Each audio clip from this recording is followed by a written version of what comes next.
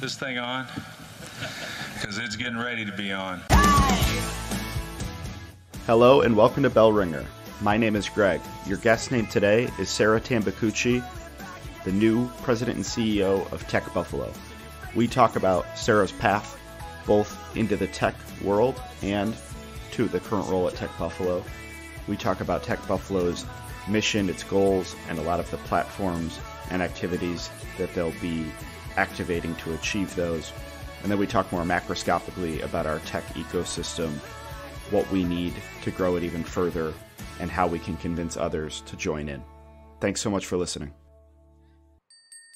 So TechBuffalo is a really, really cool and unique organization. So it is a nonprofit that is focused on building an inclusive and accessible tech ecosystem in Western New York. So it is really an organization that's focused on connecting, convening, and collaborating with a lot of organizations. So think employers, training partners, community partners, and also community members to make tech more accessible, more visible, and really to better define those career opportunities, whether it's, fostering tech talent, so growing it, attracting it to the region, or of course, retaining the great tech talent that we have here already.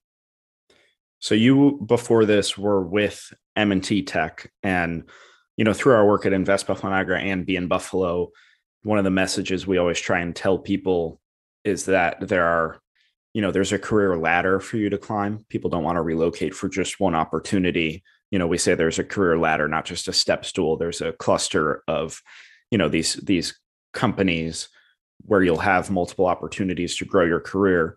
One of the big messages out of M&T Tech has always been that this is a community initiative, not just an M&T thing. And, now with your role switching over to TechBuffalo, I think you kind of, in a way, prove both of those points as true. So I guess what attracted you to the opportunity? Obviously, the organization's kind of, younger and a lot of exciting things in front of it. So what attracted you to TechBuffalo? Yeah, it's really interesting when you talk about the career ladder and the career opportunities being a driver to keeping talent in the region or attracting talent. I'll just share a little bit more of a personal side of the answer to this question. So if you had met me when I was 18, I just wanted to get out of Buffalo. I didn't think there was going to be any opportunity. I ended up in Miami, but then I came home and I still thought, even when I graduated, oh, with this opportunity, I'll stay and I'll see where it takes me. So I started my career at a law firm that was wonderful because it was a great opportunity to learn life in a professional setting. It was a good opportunity to understand what I enjoyed and what I didn't enjoy and how I wanted my career to progress. But something kind of like a flip switched where I began to start appreciating everything that Buffalo has to offer. And there has never been a shortage of opportunities for me here. And what's interesting is I've had such a diverse professional experience. And I don't know if you would get that in other cities. So if you kind of look at the resume, lawyer, managed a third-party risk function, operated essentially a chief of staff office in a technology organization for a top 20 bank, and then this opportunity with TechBuffalo, which honestly, when I think about the evolution of my career, the question I've always asked myself is, are you making an impact? Are you making this world better? And when I started law school, those ambitions were about how do you make the world better, right? I wanted to be a human rights attorney and, careers evolve and your professional path evolves. But now the question I'm asking myself is, how can I make my community better? How can I make my backyard have impact in my backyard? And so when I think about TechBuffalo and the opportunity it provides, that was really a driving motivation behind exploring and pursuing this role. And then I also had the benefit through my work with M&T Tech and the Tech Academy that I had already gotten the chance to partner with TechBuffalo and see what an amazing organization it was. So I just feel really fortunate and humble in some ways to be able to take on this position in this role. So, as you just said, your background is not in tech. You were a lawyer. And part of the argument about TechBuffalo and the tech ecosystem is transitioning people that aren't in tech or don't consider themselves tech savvy or technologists, converting them into, people that can work at a tech organization and making it a little bit more commonplace. So in some ways, you're a success story of, this argument or this movement. I often think about my brother is in HVAC and he's super smart, super tech savvy. And I think like he's the person that that he's the audience, right? And to a degree you were. So, what's your argument to folks? What would your pitch be to someone like yourself a bunch of years ago, or, my brother, people like that, to get them into a tech field? Ooh, that's a great question. And I think, I think about the way our economy is evolving, and I think about really, you have tech companies, but then you have tech enabled companies. And I think I'd ask the question, find me a company from a small business to a Fortune 500 that isn't being disrupted by tech. And the way the economy is changing so quickly, so fast, those skills that you learn in a traditional 4-year degree, in a traditional classroom experience, in so many ways, they're stale within 12, 24, 48 months.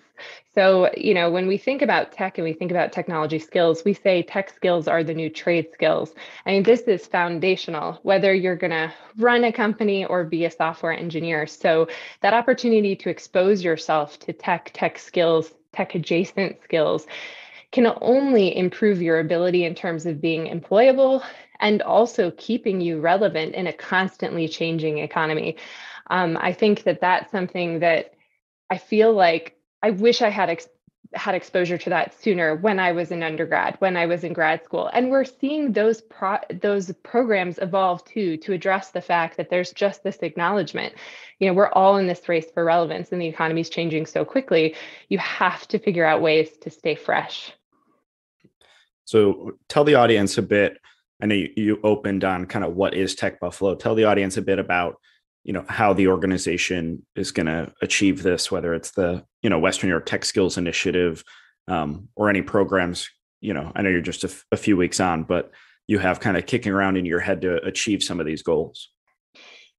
Yeah, there's a lot kicking around in my head, being about a month or so in, which is it's a really fun space to be in. And a shout out to my team member, Sydney Johnson, who's done a wonderful job kind of onboarding me to help me learn more about TechBuffalo and all the work that they've been engaged in.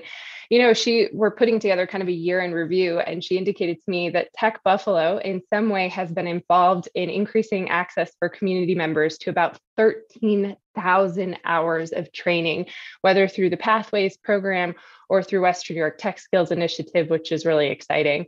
So when you think about, I want to focus kind of on the homegrown talent component first. I mean, we have such a wonderful community. It's so essential to invest in tech training within our own backyard. And so when we think about fostering and growing that tech talent, we're wrapping up the Western New York Tech Skills Initiative, which was a great community collaboration to bring free digital and tech skills virtually to community members impacted by COVID. So we were able to engage with hundreds of community members to provide that first kind of exposure to tech skills, maybe to open the door to potential further exploration.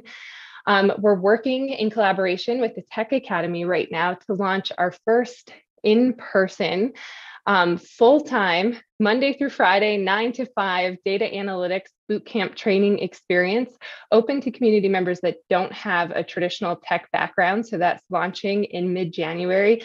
And what I'm most excited about in that case is that we actually collaborated with a small group of employers to co-create the curriculum. And we asked the employers to commit to providing meaningful job opportunities at the end of the training. And so the students will be able to interact with some of our lead employers throughout the course of the 12-week program to really understand what it's like to work in an entry-level data analytics role in these companies. So that's something we'll be testing with 20, 25 community members and determining how we scale from there. And then I'm really excited to collaborate with partners like Invest Buffalo Niagara, Forge 43 North to look at how do we as TechBuffalo convene and collaborate in terms of how we're attracting tech talent to Buffalo. How do we explore partnerships with our universities and colleges to see those 27,000 graduates every year? How do we make those tech opportunities more visible to them so that they're excited and engaged and interested in staying in Western New York? So those are some of the things that will be top of mind going into 2022. And I want to pivot a little bit more macroscopically now, and it ties into a lot of the, I think, programs that you just listed and exciting things to come. Invest Buffalo Niagara, through our work, just attracted and welcomed rural sourcing to Western New York. They're going to create 150 new tech jobs right here in Buffalo. And, part of their search process and even the AI they use to analyze data on which city to operate in is specifically targeting those second, third tier cities outside of the coasts. Do you think the value proposition for like tech talent and tech cities is changing as their momentum towards, whether it's because of the pandemic or just the nature of technology industry growing so rapidly and just running out of people on the coast?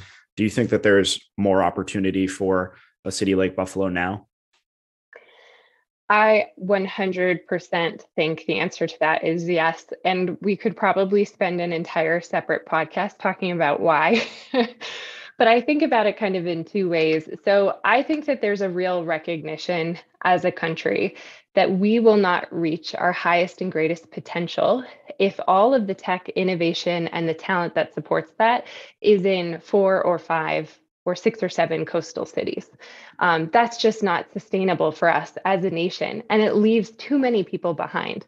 So I think that there is a real awakening around that, and people have been talking about this for years, right? But real kind of momentum around recognizing that we can't leave the second and third tier cities behind. And then I think with COVID, that combines with this understanding that quality of life is really important. And we learned a lot about the ways that we work through remote work, virtual collaboration. And so that recognition, that appreciation for quality of life, I think, I don't really have anything definitive to hang my hat on, but I think that it's resonating more with people. People are asking themselves those questions. And so cities like Buffalo that have accessible housing right now from an affordability perspective, that have a great balance for work, play, live, are really, really attractive. I mean, Buffalo's a fantastic place, right? We get 4 seasons. You can ski, you have great hiking. The arts and culturals are out of this world. The food scene is fabulous. And you're 60 minutes away from Rochester, another awesome city, 90 minutes away from Toronto. This is a wonderful, wonderful place to live. And I think people are starting to reevaluate that, especially as their job opportunities expand with kind of virtual working. So I think that this is a real time for Buffalo and those other cities, mid-tier cities, to kind of surge and say like, hey, we're important players in this game too. So very excited for what that means. I know TechBuffalo was founded on a lot of competitive research, and they looked a lot at a program, I think in Indianapolis, and took a lot from other coastal cities and mid-tier cities that have seen the kind of resurgence that we're now seeing or want to see. I wanted to look at the other side of the coin. What do you think other cities could take from Buffalo's recent success? What are we doing well? It's a really good question, and one that I think requires a bit of a nuanced answer. But if I was to say, hey, the one thing you should look at Buffalo for in terms of thinking about what you need as an element of success in your city, I think it's the creation of the sense of community and kind of the collaborativeness that you're observing now among different stakeholders, be it organizations, be it community partners, be it training partners. That is such an essential element of success, because you've seen sort of legacy silos that have been built up over time, and that creates waste, right? And duplication of services. And no city is ever going to be perfect, but I'm really observing this high degree of intention to collaborate, convene, and be inclusive. And I think that's a differentiating component, especially when you think about like Buffalo is the city of good neighbors. And with it comes like this just degree of we're gritty, we're hardworking, we're resilient, we're humble. And when you combine that with the spirit of collaboration and convening, I think that's a really powerful element of success.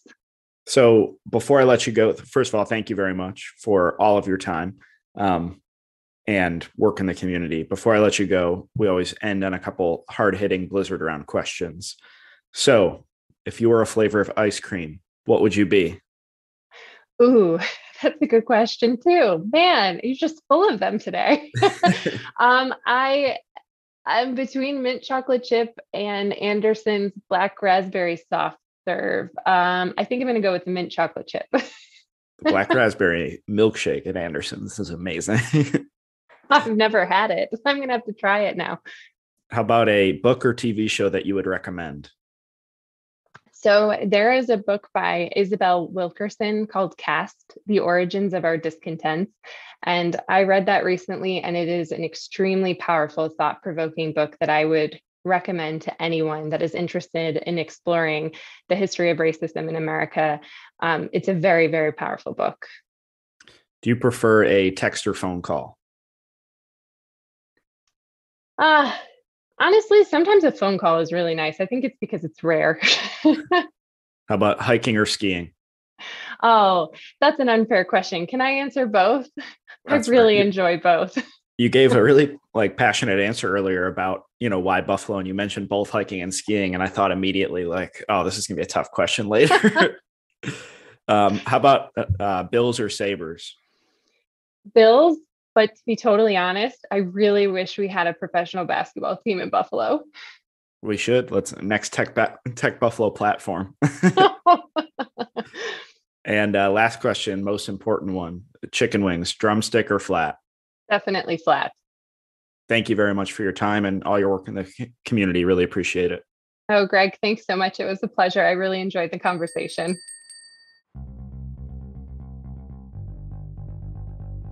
Bell Ringer is a podcast by Invest Buffalo Niagara, the region's privately funded, nonprofit marketing and economic development organization.